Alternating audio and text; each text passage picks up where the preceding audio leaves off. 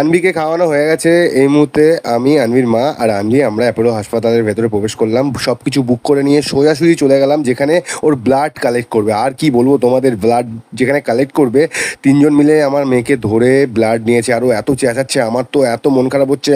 তারপরে তাড়াতাড়ি যখন হয়ে গেল আমি ভেতরে গেলাম। ভেতরে গিয়ে দেখছি আনভির মা কথা বলছে, আমাকে বাইরে বের করে দিয়েছিল কারণ একজনকে ভেতরে থাকতে বলেছিল।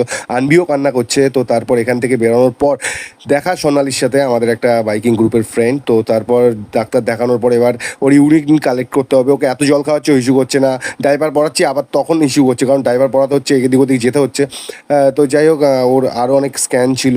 তারপরে সেগুলো সম্পূর্ণ হওয়ার পর আমরা চলে গেলাম মধ্যমগ্রামের ডি বাপিতে। রিয়া আগে বলেছে আমি কিন্তু আজকে বিরিয়ানি খাবো। ঠিক আছে, আমি বিরিয়ানির ডি বাপিতে গেলাম। এত সুন্দর ব্যবহার ওদের, আর প্রচুর ভিড় ছিল। আর রিয়াকে বসতে দিয়েছে একটা চেয়ারে। তারপর বললো আপনাদের একটা সোফা দেবো, সোফায় আপনারা বসবেন, বাচ্চা আছে তো। তো এত সুন্দর ব্যাপার ডি বাপির, কী বলবো। সোফা দিয়েছে, সোফায় বসলাম, এখানে খাওয়া দাওয়া করলাম। আনভিও খেলা করছিল। আর সত্যি ডি বাপি প্রত্যেকটা স্টাফের ব্যবহার মধ্যমগ্রাম ব্রাঞ্চের এত অসাধারণ। তারপরে আনভিকেও একটু জল খাইয়ে দিচ্ছিলাম। আনভি আমাদের প্লেটের দিকে তাকাচ্ছিল। হ্যাঁ, না মা, তোমার এখন খেতে নেই, তুমি বড় হয়ে খাবে। তারপর ডিবাবিতে একটা বিরিয়ানি নিয়েছি আর এক্সট্রা মাটন নিয়েছি। তো যাই হোক, ভালোই হয়েছে। এসি সুন্দর বসে খাওয়া দাওয়া করলাম। তারপর বাড়ির দিকে বেরিয়ে পড়লাম, সোজাসুজি চলে আসলাম বেতরবাড়িতে। এরপর একদিন যাব ডাক্তার ম্যাডামকে দেখাতে, আর কিছু ভ্যাকসিন যেগুলো সরকার থেকে দেয় না সেগুলো দিতে। তো চলো, টাটা, বাই বাই, আবার যেন দেখা পাই।